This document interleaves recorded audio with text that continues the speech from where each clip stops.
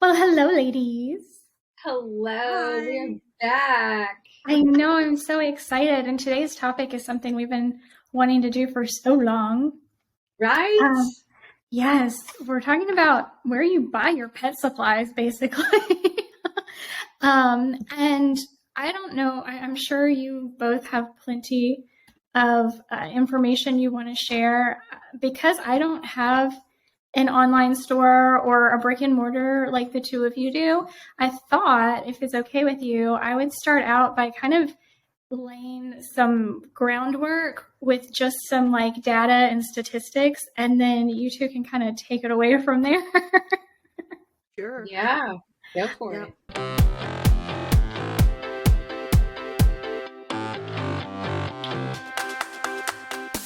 As a pet parent, you face more challenges with your dogs and cats today than ever before in history. What's the best food to feed? How do I prevent illness and help them live longer? Maybe you currently have a pet living with disease or behavioral issues and you need a different approach for success. Welcome to the Pet Health Junkies podcast. We're so happy you're here. Pam Roussel is a holistic health practitioner specializing in holistic health for animals. Janet Cesarini is a healthy pet store owner and advocate for health through nutrition. Jessica Fisher is a pet parent coach and positive reinforcement dog trainer. Join us as we share our stories, experiences, and all that we've learned to change the way we think about raising our pets. We're breaking it all down and making it simple by sharing how we help pet parents just like you every day. Because when we know better, we can do better.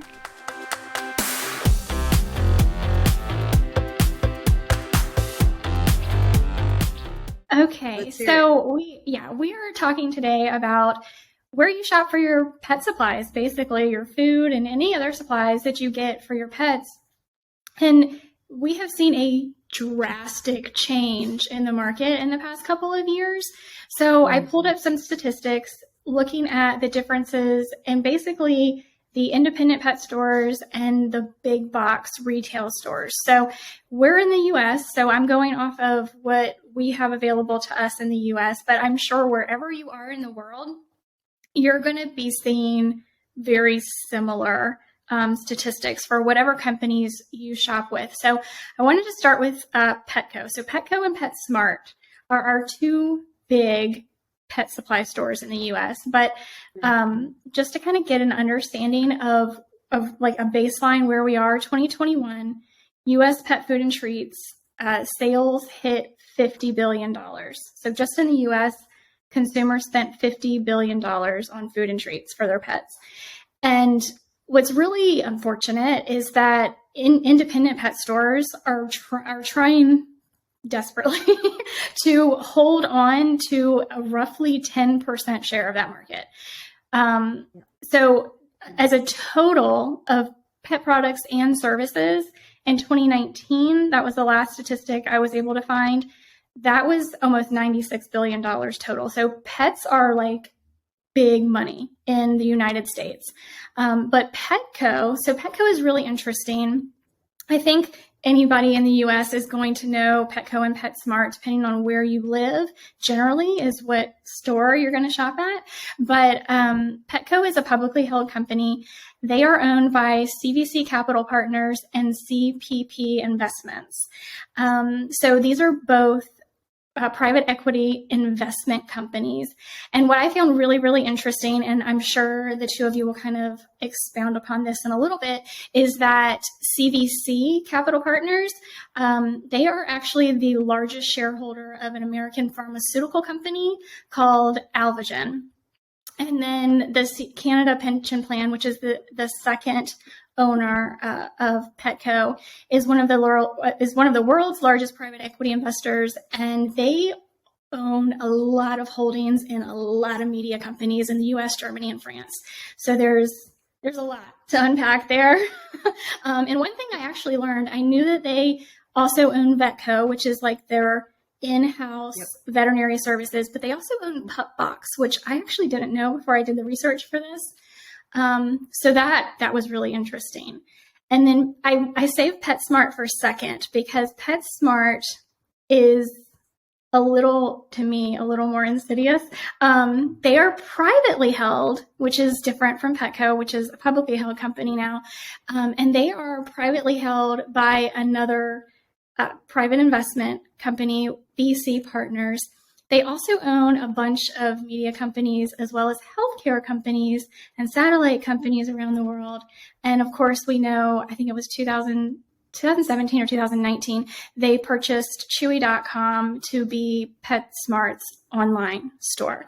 And they partner with Banfield, which is owned by Mars Pet Care, which we're talking about the candy company, which also includes the VCA pet hospitals and the veterinary specialty hospitals. So yeah, that's a lot to unpack, but kind of I wanted to give you guys a baseline. And I also wanted to say that the biggest competitors to Petco and PetSmart in the US are online retailers like Amazon. And Amazon, they went, where did I pull this up?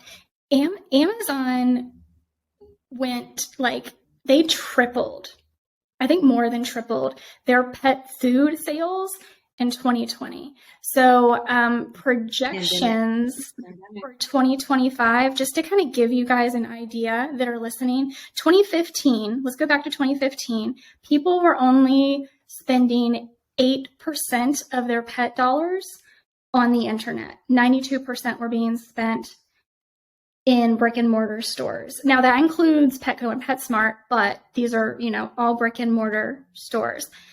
They're expecting by 2025, the internet to take up 53% of pet dollars, where brick and mortar are going to have 47%. So this is a huge topic for us to cover. Yep. And I wanted to just kind of get that data out there because, like I said, I don't have the online store or the brick and mortar like you two do. So I kind of want you guys to take it away.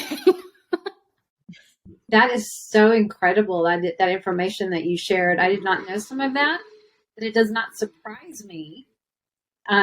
We've seen, Jan and I know, we see like almost every week some kind of a notice in our pet industry magazine stuff that somebody else sold out to a private investment company. It's happening all the time.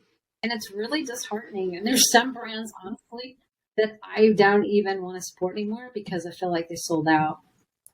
And I don't like their standards, because if they're going to sell out to these big investment companies that are owned by companies that own, pharmaceutical places and media and Banfield hospitals and whatever, it's not really in alignment with probably the original philosophy of the company, of the original owners when they, set out to open a mom and pop type of brand. And I realize I know it's hard. I know it's hard when you need investment money in order to grow and you have to take handouts like that or take orders.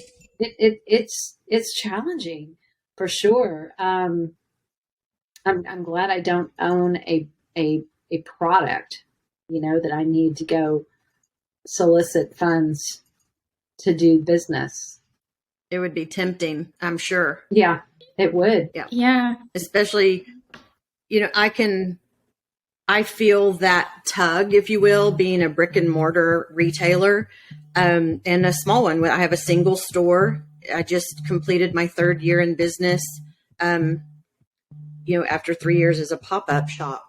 So I'm always reinvesting my, net profit into my business in order to bring in new and innovative products that will help pet parents improve the lives of their pets. And, what's significant about that is our listeners that are tuning in is, I'm sticking to my mission. And that's what Pam, what you just mentioned is that, just in life, you get this, tug and you've got to stay in center and be true to your mission, to your heart, to yourself. And, fortunately, like you, Pam, and you and I, neither of us have partners that we have to appease or compromise with. Mm-hmm. And that's one of the most difficult challenges of being a brick and mortar owner, and one of the blessings, because when it comes down to it, the decisions that are made for my store are, it comes down to me. Mm-hmm. And so I'm always, throwing whatever product or whatever I'm reading or whatever idea, up against that mission. And does it help us stay true to that mission? And, on point to what you were saying, there are some formerly independent brands of treats, foods, that I have seen the tide change. And I could tell you the month and the year based on the direction that their companies went. Even you mentioned, Jessica, how media, ownership comes into play in the private equity firms, and investment groups that now have, their, I call it claws. Yeah, pun intended. true. They have their claws in the pet industry because they saw the numbers, and, they want that share of wallet because it makes them a lot of money. And so, yeah, two things that I want to say to those points. These companies that started out with wonderful missions, and I'm not saying that they don't have the same mission. I'm just saying that I've seen them compromise. And so based on the products that they have put out, and I'm like, didn't you used to be a treat company? And now you're doing supplements? And those supplements, oddly enough, the ingredient panel is exactly the same as this one, this one, this one, this one. And I don't want to name names. I can, but I don't want to name names. And so all three of us are big ingredient panel readers. Yeah. And I'm going to tell you a funny story about that. I came home last year, which in July of last year is when I noticed a couple of my really great brands that I had in-house kind of take a right turn. And I'm like, y'all are all launching these supplements at the same time. And at the same time, your marketing, your online marketing has just skyrocketed. And you are, quite frankly, poaching my customers, offering 15% off, 20% off, 40% off your first order. But then you have to sign up for a subscription. And, the independent pet store helped you build that business. That's right. We educated our customers. And now, sidebar, some people could say, well, then maybe they weren't your customer to begin with. Because if it's somebody that, is going to go online and go the subscription route, then, you're not meeting a need. And maybe that's it. We do a lot of education and have a lot of loyalty and rewards, programs to try to keep connected to our pet parents and community and make it easier on them. So, coming back around last summer, my husband, I came home from the store and he had this package on the counter, and it was 3 tubs, the size of these, amazing allergy chews. Is your dog licking? Are they scratching? Well, every dog in Central Texas almost is going to be scratching and itching at some point, unless we get that gut in order first, which is going to be another topic that we all talk about. But anyhow, he took it upon himself. He saw something on Facebook online that was like screaming at me, buy 2, get 1 free. So $90 later, he has these chews in our house. And my response was, you're married to a woman who owns a natural pet food store, and you did what? I mean, the irony of that. Can you send these back? Exactly. Yeah. So he's like, well, I mean, I'm like, no argument in the court, would side with you. No. And I said, okay, after I got off my high horse, and I'm like, let's see what this is about. We'll call it research. So I dig into the ingredients, and the the active and the inactive. Mm-hmm. And, it was about, I think it was 120 milligrams per serving, per chew. And so I did the math. 116 milligrams were inactive ingredients. 4 milligrams were active. Why did we spend $30 on this tub of junk? Yeah. I don't even remember what the active ingredient was. But that's the kind of research that we all do before we bring a product into our store. I don't even think that I have a chew that costs $30 a container. And if I do have it in my store, it's going to be full of healthy, holistic, natural, ingredients. Yeah. So it's a lot of flash. It's a lot of marketing. It is no secret that your Petcos and your PetSmarts they have come full circle. And by that, I mean, they want the entire life cycle of our pets. Mm-hmm.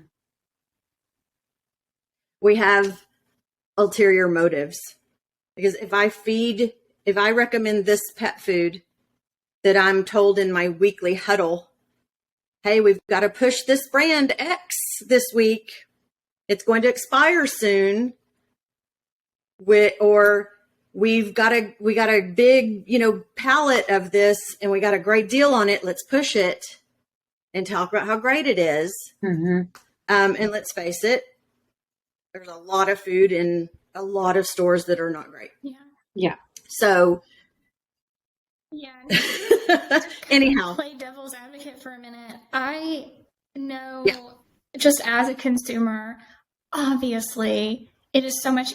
It's easier to buy something online. We all get tripped up by these fancy ads, and what I try to remind myself, and what I really want you, the listener, to understand, and every time you see an ad, I don't care what that ad is for, I want you to think about the end goal. Like, so for our pet products specifically, understand that 100% of the marketing is aimed at our psychology as humans. So we have to be able to break that down and say, how much of this is targeted to me to make me believe something, and how much of this is actually going to be beneficial for my pet. And like I said, as well devil's said. advocate, like, I understand how much convenience there is in ordering something online. Yeah. And I'm not, I think there's a place for, the Petcos and the PetSmarts. And I honestly think that they are just trying so hard to keep up with Amazon that's where a lot of the breakdown in the past decade or so has happened with them. Me personally, interesting, because there are good, and I guess I'm saying this because I don't want people listening to think, oh, we have nothing good to say about these companies, right? Like the in-house adoptions, like, and you're doing the same thing, Janet, at your store. You have a place for these local shelters and rescues to come and get their animals adopted. So I don't want to say they're the only ones out there doing that, but just to kind of throw in that we're not here to bash these companies exclusively, but you're just trying to rein me in. I want people to have some perspective, I think. It is true what you're saying. And I appreciate that. And that's why we wanted to come here, is to have some real talk about things 360, because what you're saying is right. I mean, they do some good things, and there are some good things that come out of those stores. And there are areas where you don't have an independent. There are areas I've been asked to ship to places as far as North Dakota. And unfortunately, because I am an independent, I just don't have that capacity. But they wanted to support local, a small shop. And I think I had helped them with something like answering a question, and they appreciated that. And that spoke to me. I mean, it spoke to my heart. And I just love that they were like, is there any way you could ship to me? And I said, I would love to, but here's another avenue for you that's going to be more cost effective. I just can't, Yeah. I'm too small. But, before we talked about our journeys in our first episode, and before I found independent pet stores and the education they provided and the research they provided, I was I'll call it a big box shopper. I am not a big online shopper. I tend, and I think this is kind of another sidebar to what you're speaking of, there is the convenience factor. It's right in front of us. We're on our phones all day. And the companies that run the world know this. Mm-hmm. But I'm glad I found an independent pet store because it changed my life. Therefore, it changed my pets' lives. And I should say it changed my pets' lives and my own. I mean, and vice versa. I mean, it's just reciprocal. It's a cycle. And going back to that cycle, what I was saying, I'm an idealist.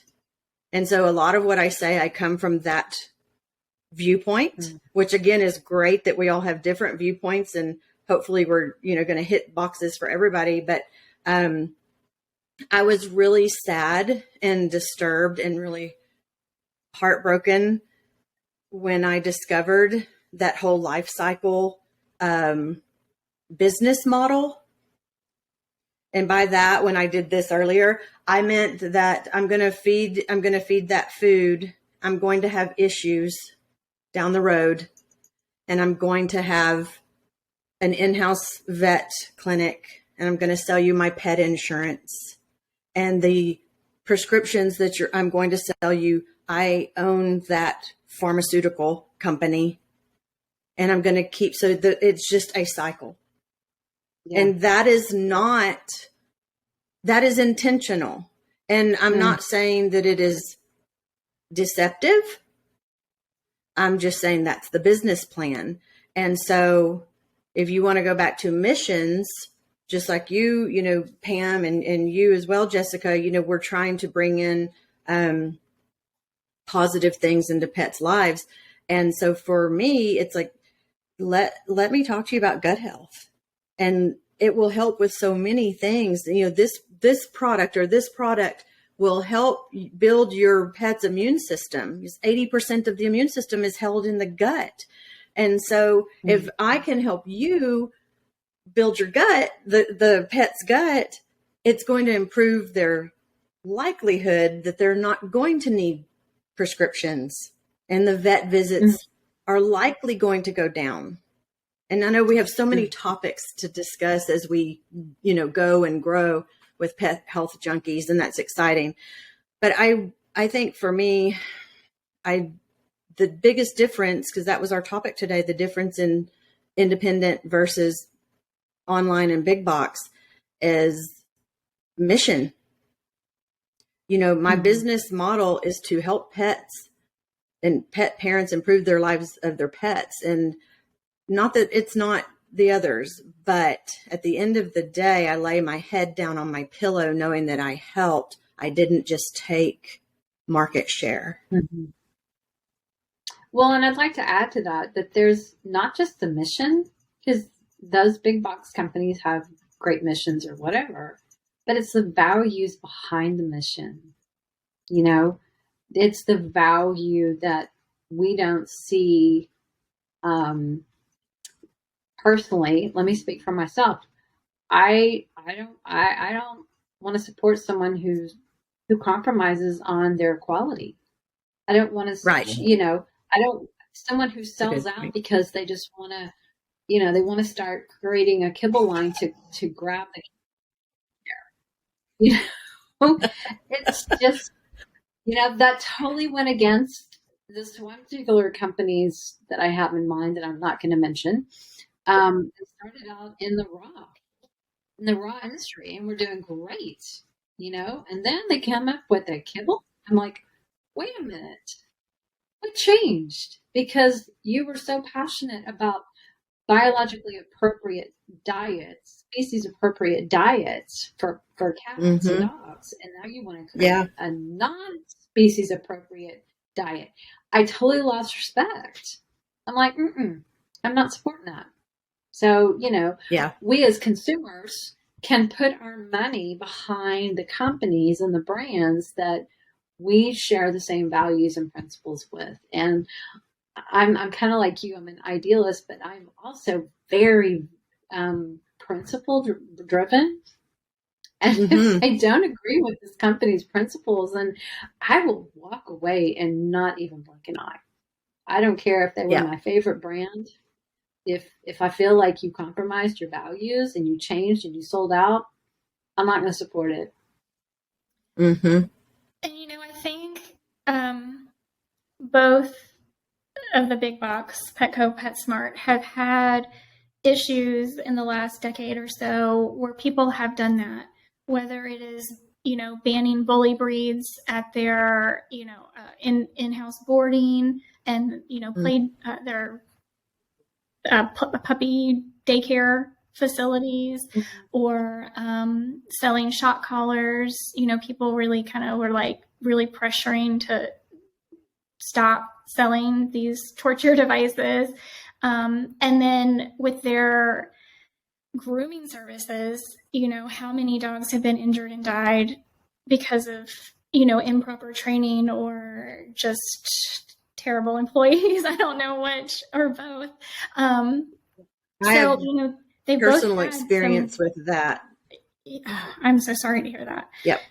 I had really bad experience with. I have so many stories I wanted to share today, but I'm going to try to rein them in.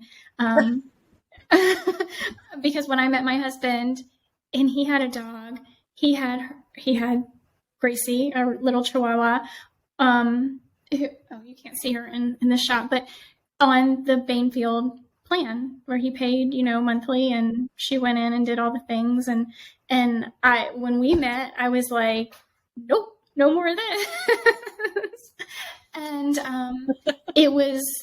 You mean by all the things, do you mean going in annually for vaccines that are like over vaccinating and just a medicine for everything? And they're just, they get new veterinarians in a lot of time from other countries, and they're putting in the hours, right, to get into bigger vet clinics. And so there's a template, and your dog needs XYZ, and I'm not even going to be here the next time your dog comes in, so it doesn't matter what I tell you today. And she had a vaccine reaction that they did not address, and she ended up having cancer from that vaccine reaction. It was terrifying what she went through at later stages in life, and collapsed trachea is actually what she ended up passing from. But later on, learning from Dr. Will Falconer, and he has the belief that collapsed trachea has something to do with over-vaccination as well. And so it's, and we're getting into too many little tangents here, but I was just going to say, but you're talking about that template, like I was saying, that life cycle. Yeah. They do have a script, if you will, to follow, which again, they have their mission. Does that mission align with those of you listening? It's, and those are other things that, when I had some questions from a colleague of mine, and I was thinking about those questions. And one of the things that I answered in prepping for her radio show was, it's okay to question veterinarians and go in prepared and have an open dialogue. And you yourself as a pet parent, be open-minded to, different strategies and different ways to just help your pet live a healthy life. Well, and I think, so go you, ahead. Sorry, Pam. No, I just say you recognize. Go ahead. I'm thinking about the employees that work at the big box places. And, I know that anyone who works in a pet store, 99.9% of the time, they are going to love pets, and they do it because they love it. Yep. They want to be around that environment. And I totally respect that. So it's not any kind of a bash against the people that work there. It's really about the corporate structure and the mission. You know, they do have deep pockets. They have buying power.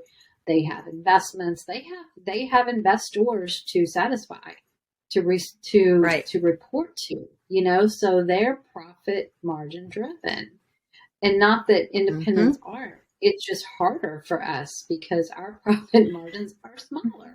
We don't have the big Very power. You know, we don't have the buying power that Chewy and that Petco and PetSmart they have. Yeah. We don't have those kind of those financial backers. But we have, in my opinion, I feel like the people that work in the independents have more knowledge about the products that they're selling, and they're more discretionary about the products that they want to carry to make sure it is in alignment with their values and their mission. And they're for the most part, those people are very knowledgeable. And I don't think you can say that about, you know, the big box retail chains. Yeah, that's actually what I was getting ready to mention, is that if you walk into a big box store, whether that is, by the way, Petco, PetSmart, or if you're walking into your grocery store, if you're walking into Target or Walmart, right? And you look at the products that they have on the shelves, and then you walk into your independent retailer and you look at the products that they have on the shelves, the very first question in your mind would be, why are these products so different that I'm not finding anywhere else? Right? Because that buying power that these big box stores have, they very easily could be buying up these same products to put on their shelves. Why are they not doing it? Yes. That's a good point. Because it's margins. Margins. When I was taking notes for this podcast, number one was, you know, mission versus margins. Oh, I love that. Yeah. Yeah. So our mission is we want what is best for pets. That doesn't always mean best margins. That's you know, true. You may be making 20% off of a bag of $15 pet food versus making 40%. Mm-hmm. So, or you may, because you may select more. They cost more. The good quality products cost more to make than the cheaper grocery store brand, you know, lower quality products cost because of the ingredients involved and the sourcing and things like that. Exactly. So your quality is going to be higher, and therefore your cost is going to be higher. And typically, which makes up for the difference in those margins. Mm-hmm. Yeah. And that's exactly. And then, like you said, the expertise. The knowledge. For me, it's not only the products that are available in the independent retailers, but the knowledge that the independent retailers have that they can provide to their consumers. If you walk into a Walmart or a Target, literally zero. Like, nobody is going to be able to help you other than, this is on aisle X, maybe, if you're lucky, right? And then you walk into a Petco or a PetSmart, and they have some initiatives where they have been putting people out there to say, we love this brand for this reason or XYZ, and steering you in the direction of different brands. But that, again, I have found from walking into some of these stores, and I've had relationships with some of these stores in different capacities, because where in San Diego, I had bins in a bunch of different stores where the community could come in and place their donations, and then I would then go through them and take them to the shelters and rescues and things like that. No. So I've had different kinds of relationships with different, both independent and big box stores in different capacities than most people have had. And so even when they put these initiatives in place, it's generally in combination with a specific brand. So it's not what's best for your pet, but okay, this brand is now going to come in, and this is a person in my store that I'm not necessarily paying to be in my store, but they're providing education, so it's beneficial for me, yada yada. Again, the margins over mission, like you were saying, but yeah, it's the combination of the products that are available, right, and then the knowledge that you're going to be getting from those people and the independent retailers. For me, that it's like that alone should be enough, to me, enough for people to be like, absolutely, I want to shop at my independent retailer. Exactly. Yeah. And, the other thing that I was thinking of when preparing for today's topic is, just the sense of community. I go to church, I go to the gym, I go to restaurants, I go out and about with the people that shop with me. I love seeing a pet parent that's in the community, and it's like you're seeing a friend, and we get to know each other in the store, and we ask, how's Aylin doing? How's Kim?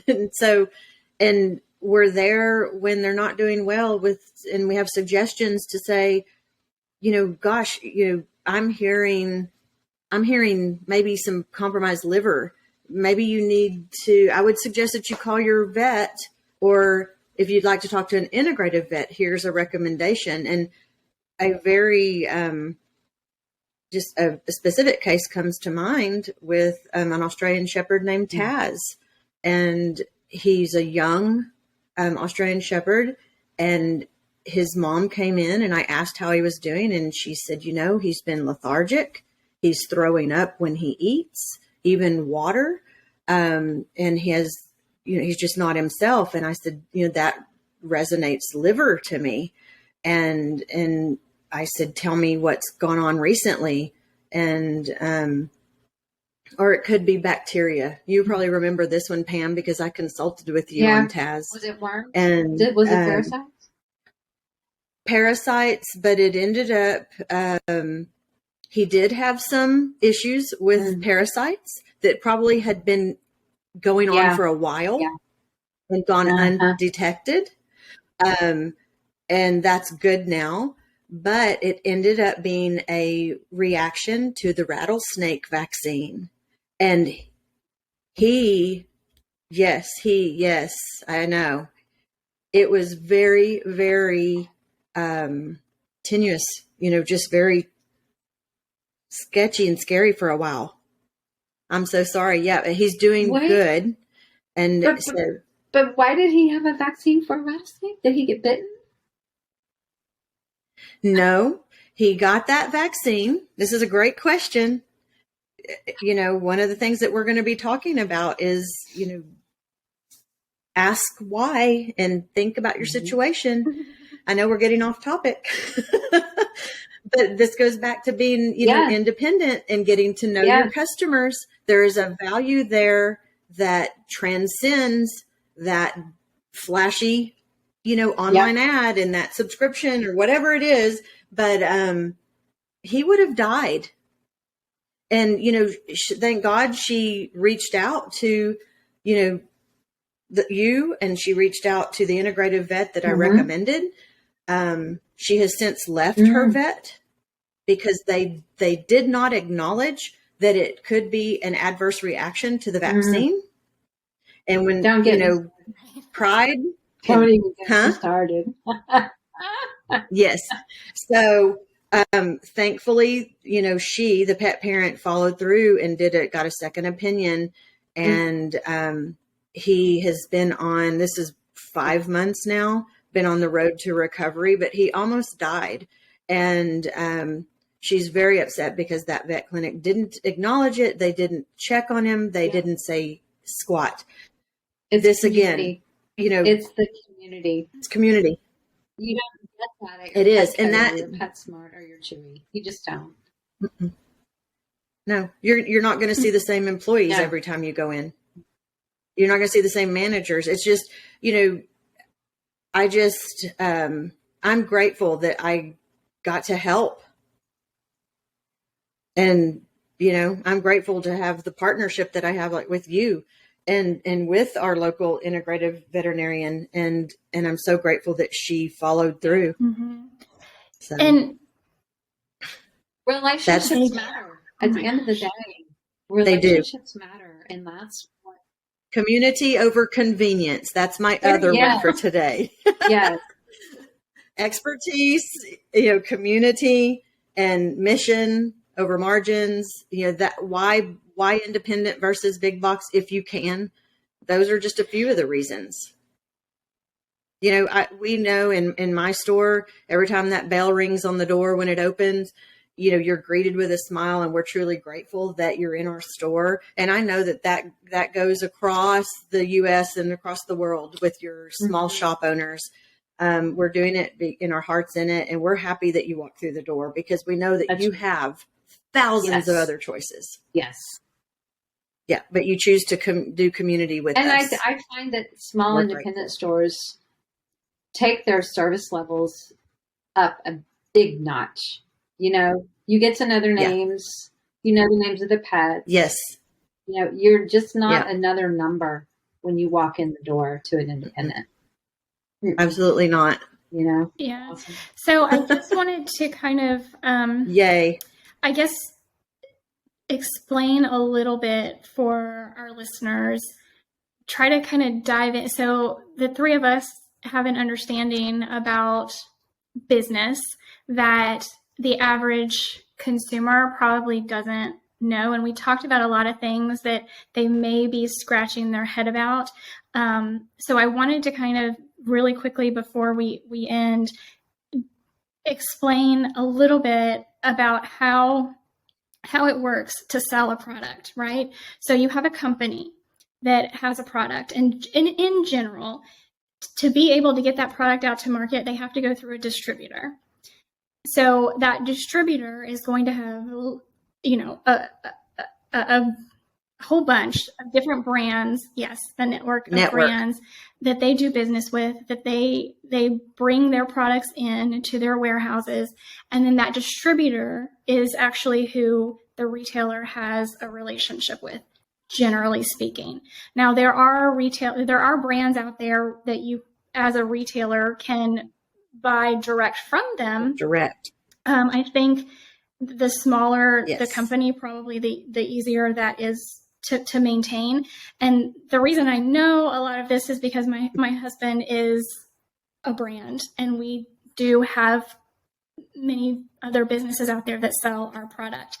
And what good business practice is to have things that are called MAPs and MSRPs, meaning a minimum advertised pricing and then a manufacturer's suggested retail pricing, and to actually enforce that. And that, if more companies did that and enforced that, then, we would have a more even playing field. And just to kind of give people an idea of what that means, that is a brand saying that I have a minimum advertised pricing. So everybody who decides they're going to sell my product, they cannot publish a price below X. So this independent retailer and this big box retailer are going to be on a more even playing field price-wise. And now, of course, they can adjust their pricing up any which way they want. They just can't go below that. Now, all manufacturers are not doing that, or not enforcing that, or have special agreements with certain companies who have, like you were saying, buying power. So they can buy large amounts of product up front, and so they get even more discounts on that product when they bring it into their warehouse to then sell to you. So that's kind of what I wanted to give people an idea of, like the behind the scenes, so they can understand what you're talking about when you're saying buying power, and how these companies actually get product on the shelves. That's kind of really, in a nutshell, how it works, right? And just to kind of give people an idea about Amazon, I wanted to touch on that because they are very quickly taking up a huge market share in the pet industry. And as far as I know right now, they don't have their own pet foods. They have pet supplies that are Amazon brand. And Amazon has multiple brands, by the way, not just Amazon Basics. But they are especially insidious because I have a personal experience with them and my husband's brand.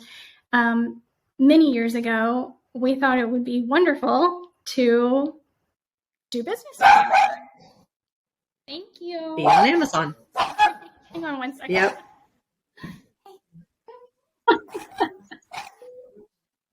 I actually reported a brand that I found below MAP pricing that was on Amazon. I happened to, in my pricing research, I went online. Hi guys, did you hear Kim barking? Charlie and Jack are here. Hi guys, it was just Kim. But I turned that in and I said, is this correct? Because my price is I can't touch that. And they had it low. It was below MAP. And so that got fixed, but you can't sit there and police it. So just so people understand, Amazon built their business on small independent companies. So when you're buying on Amazon, and I don't want to say this to and make people think I think they don't know what's going on, but some people may not. So when you're buying on Amazon, it's going to tell you who that seller is, right? And a lot of people don't look at this, but it could be an independent person in your community selling on Amazon. It could be a big box store selling on Amazon, and any and everything in between. And the brand itself could be selling on Amazon. One thing I do want you to know is that Amazon will actually go out and buy huge lots from companies as well. So this is what happened to us. We sold a bunch of inventory to Amazon, had an agreement with them, and they signed the agreement saying that they would not list below MAP XYZ, but it was their product that they prepaid for, they stored in their warehouse to ship out to customers. After about a month or so, they dropped prices below MAP. And we contacted them and we contacted them and we contacted them, and they basically said, we own it, we're going to do what we want with it. So, and here's the thing that they do. And they undercut you. And here's the thing that they do, because we've seen them do this to many people or many companies. They buy a bunch of a product that they think, okay, this is going to be the next big hit on Amazon. And they buy it and they sell it and they drop the price below what the brand themselves is selling it for. And then they go out and they find somebody to make that exact same thing, and then they sell it under the Amazon Basics brand for a cheaper price. So that's why I say Amazon is particularly insidious. But if you are going to buy on Amazon, in my opinion, at least look for a seller that you can research and see that's a small business seller, or the brand itself, if you're really worried about the quality of a product that you're getting, especially when we're talking about food, right? I'm going to put her back down. But so that's kind of my 2 cents about Amazon specifically, because they really are taking a huge, especially since the 2020-ish, what we can't talk about anymore, right? As if it didn't happen. And that just, they tripled their pet food sales in that year, in 2020. So anyway, that's my 2 cents on it. My 2 cents on it is you get a lot of short dated product. You get product that's been in a heated, warehouse truck, whatever, for who knows how long, and just buyer beware.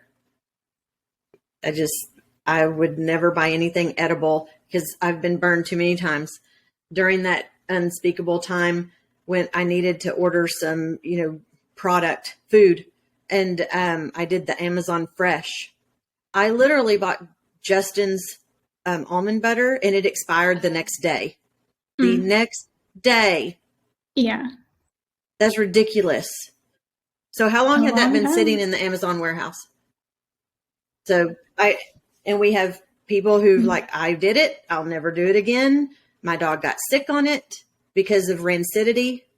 It's just not worth it. But that's me. That's my train of thought.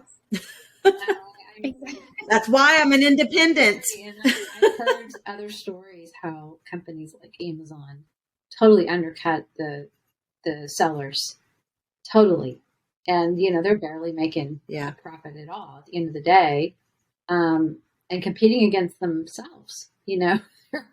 Like you said, Amazon is undercutting that brand on all these other platforms. So it's like, I don't agree. I don't think that's ethical. And I don't shop there unless there is absolutely no other way I can source something. They are the very last choice that I go to. Yeah. I will even pay more money. Yeah. Because I don't want to support them. I want to support small independents. I want to support the mom and pop shops. I want to support the people who are really working hard, not someone like Amazon who has built a massive behemoth, corporate machine that monopolizes everything. I don't want to support that. Yeah. That's my young girls that work for me. They always say that they're like, don't order that from so-and-so. You're just giving so-and-so more money. And they're 20 years old. I'm like, you're 20 and you're smart. You're smarter than you see it. And that's a good reminder for, just from an economics perspective, we can vote with our pocketbooks. And it's very powerful. Yeah, you can vote with your pocketbook. pocketbook. Support a philosophy, a mission, no values, whatever company that you're trying to avoid, don't support them. Don't shop with them. Go find your small mom and pop independent stores who share a philosophy, whose mission you can feel good about, whose values reflect your own values, and go support them because they need it. They need it. They are. And they're there for you. To speak to that, Pam, I can't think of his name. I should have looked it up, but I wasn't planning on mentioning it. But the CEO of Whole Foods, the guy that built Whole Foods, he's a capitalist. Yes.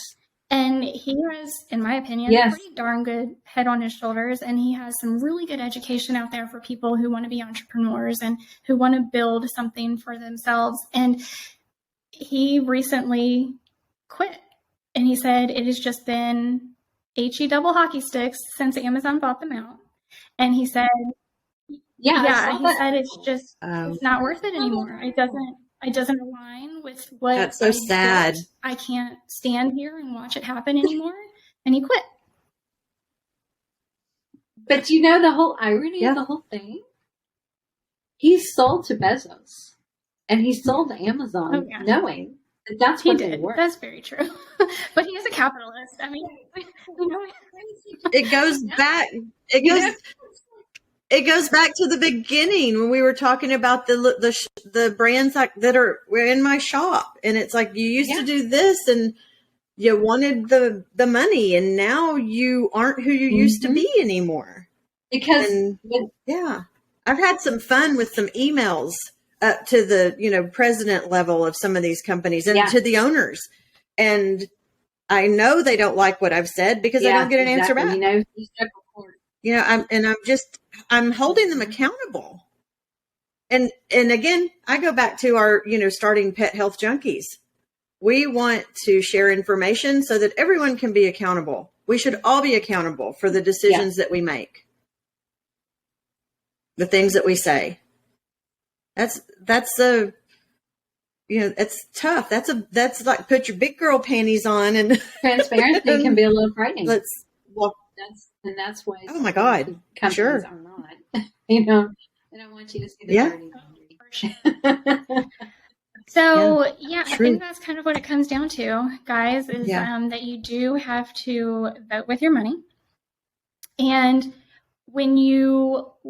As we said in the intro, when you know better, you do better. And the best way to follow through is to support your independent retailers who are right there in the front lines for you, picking out the foods that they know are going to be the best for your pets and making those hard decisions and keeping up with what's happening in the industry. So not so you don't have to, you absolutely should, but so that you can have that relationship with somebody who is on the front lines buying the food that you're ultimately going to feed to your pet, and you know that you can trust that person to be making decisions that are in the best interest of you and your pet. That's it. Amen. That's it.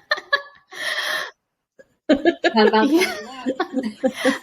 Okay, well, that sums it up. I guess we're going to end the show. All right. Well, until next time, guys, make sure to check out pethealthjunkies.com. You can go there and get a link to my site, to Pam's site, to Janet's site, and, you know, whoever, one of us, all three of us, two of us, whatever you want to do, check out what else we've got going on for you. Make sure you're going to pethealthjunkies.com, and at least make sure you follow us all on the socials. Exactly. Anything else? And share this video. Share this podcast. Absolutely. Yes. Share. Yes. Get the word out. Help us get the word out. Rate the podcast. Because the more you rate, the more the podcast platforms can then suggest this podcast to other people. Yep. So, all right, guys, give your pets some extra love from us. Make sure to check out pethealthjunkies.com, and we'll talk to you next time.